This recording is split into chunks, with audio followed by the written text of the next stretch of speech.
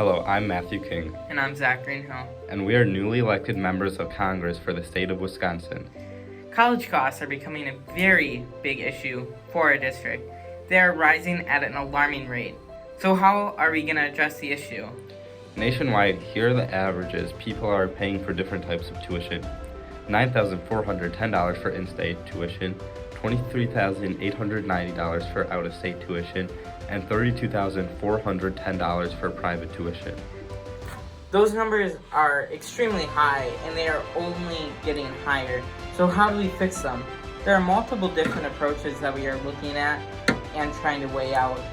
One is the idea of canceling current student loan debt. Looking at a plan like what President Biden's doing with the student loan relief plan. The other way we are looking at is dropping the rising cost of tuition, or at a minimum, putting in a price freeze. Our next interview is with Seth Schutzkis, who graduated from UW-La Crosse in 2022 with a computer science degree. I do think that college costs too much, and I think there's a few reasons why, and a few things we can do to lower the cost for the majority of students.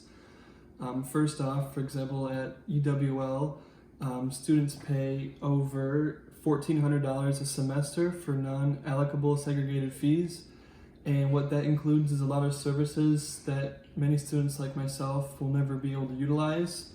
For example, each semester there's a $141 fee for intercollegiate athletics, which is something I never partook in, and if we want to lower costs for all students, if students want to participate in those athletics, then they have to pay a fee themselves rather than all students. Here is President Joe Biden talking about his new student loan debt relief program. Tribal communities across the country. Our student loan program is designed to give just a little more breathing room, You know, my administration is working to provide up to $10,000 in student debt relief and up to $20,000 if the person seeking the relief received a Pell Grant. Because to receive a Pell Grant, your family income had to be very low. And so you have to make under $125,000 now to get that relief.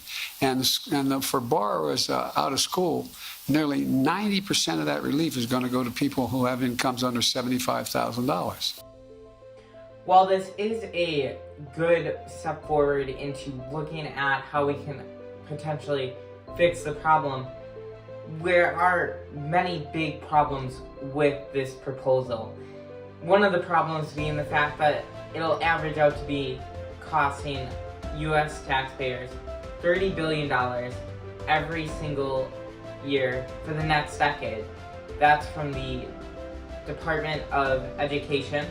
Our second interview was conducted with Dr. Galen Greenhill. He worked with the University of Wisconsin-Whitewater for over 30 years, first as a political science professor and then as chancellor. Lower college costs generally. Part of that is the loan. If colleges in some think that they can keep jacking up the fees as long as the students have, they think, the access to them. So colleges, colleges always have more ideas that they'd like to spend money for than they have money. But that is a part of the whole problem of high costs for students. So in conclusion, there's a lot of different ways to go about tackling this big issue. It's very complex and it's going to take a lot of time and research to really find out what the best solution is. But it's important that we work together and try to find a way to bring both sides of the aisle together to work on this and try to pose real solutions to the problem that can benefit all of the American people. We thank you for our vote, your vote to get us into Congress, and we hope we can do the best that we can. to meet the expectations that you've set for us.